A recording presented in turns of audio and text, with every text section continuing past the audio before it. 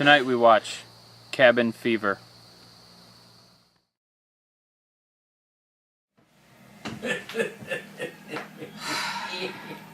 Alright, we're back with Cabin Fever. You start. Tell yours first. I remember watching this movie a long time ago, and like, it was much different watching it back then. My oh my, do I remember things differently. What'd you think of the acting? It was cheesy and corny. I wouldn't even give it that. It was just bad. Just like the sheriff was just stupid. It was very hokey. So bad.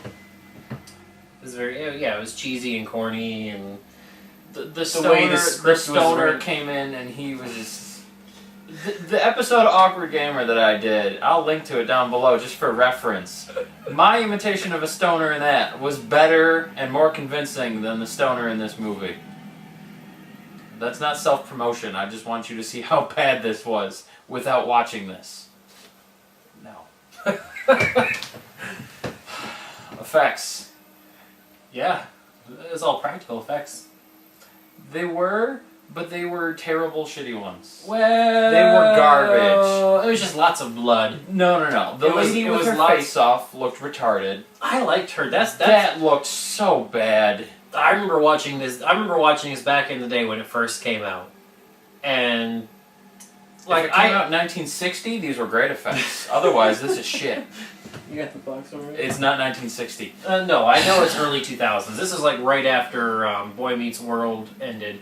This was the first thing that Ryder Strong, Sean, in Boy Meets World did after that show got canned. He should have waited longer. And I remember this movie was very popular when it first came out. It was like a huge movie of the year, won all these MTV Movie Awards.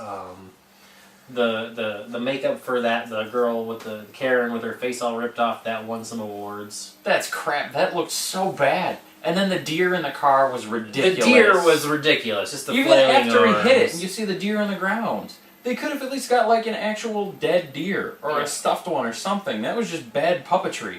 Yeah, well, like terrible. Yeah. It was, the whole thing was just cheesily done. It looked bad. At one point when they had the Ford, they show the grill multiple times with the broken bits in it that the rednecks are in.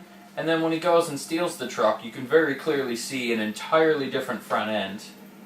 Like after he hits the deer, it's got a whole new grill with none of the holes in it. Hitting the deer improved the front end of that vehicle. It's bad. The effects are garbage. The continuity doesn't exist. It looks bad. No part of this was visually appealing, and I love practical effects. That's funny. And then the story, if you can call it that, was so shit. It's all discombobulated all over the place. It's one of those. Basically, they're all getting Ebola because it's transferred. That's what I was thinking. It's relevant right now because that's what we're all dying of currently anyway. I was like, this should be Ebola the movie. And they're getting something that's passed through fluids and water and your blood and all that, and the dude who gets blood all over him constantly somehow lasts almost the entire movie without getting anything, and then at the end is instantly sick within minutes. Like, it makes no sense. The whole thing is crap. Meanwhile, the cops and the people at the general store somehow had not been drinking water and were not infected. Like, it was the town reservoir. Everyone should have been dying the same time these kids were. The whole movie wouldn't have happened because everyone would just die. Yeah, everyone was drinking the lemonade in the end. I think they were doing that, oh shit, everyone's gonna get it kind of thing. Yeah, but they would have already and they'd be dead. Like, there's no point for that. And the thing with the at the end, I'm not saying the word because this won't last on YouTube if we did, but the thing at the end, that wasn't funny. That was just dumb. The rifle for those guys. Come on. They set up a... That was so unnecessarily just out of place, cheesy, stupid. That's like a Will Ferrell movie joke. That was so dumb. I am not a fan at all. I'm sure you have a different take, but... The story was crap, it was. But it was... This is one of those, it's so bad it's good for me kind of movies. Like, those are very rare for me, but I remember liking this back in the day, and this was not crap on purpose either. Like, this is just bad. It is. This is very bad, but I enjoy it. I feel like you're gonna rate this one higher than me, and that doesn't. I don't think that's happened yet. Is it scary? No. Oh God, no, no. They don't even have jump scares. There's not even They cheap try. scares. Like, there's nothing in here that will at all. They do these weird editing shots where they cut to a scene of the girl in the cabin in the shed. Yeah, Just once lying or twice there. they did those. And then they it did just, the and it's supposed to scare you, but it doesn't. No, It's just weird. No. Overall, I'll let you go first, because like I said, you're probably going to give it a higher number. I'm gonna give it a 6. You're definitely going to give it a higher number. I gotta give it a 6. It's nostalgic for me because I remember seeing it back then, and I enjoyed it back then. It was much different watching it tonight than I remember it. But I mean, most of it, you know. But it's just one of those real cheesy, discombobulated, weird, fucking. I'll just, agree with all that. It's just crazy. I agree with that, but not the 6. I'm giving it a big, whopping, solid 2. This was garbage. I was not entertained. I did not enjoy this. It was not good. Plus, I'm sorry, but Ryder Strong, his character was basically Sean from Boy Meets World for most of it. Well, that's like, granted, I'm kind of typecasting him anyway, and I know that's who he is. That's what everybody knows. It's hard not to with something like that that's so iconic.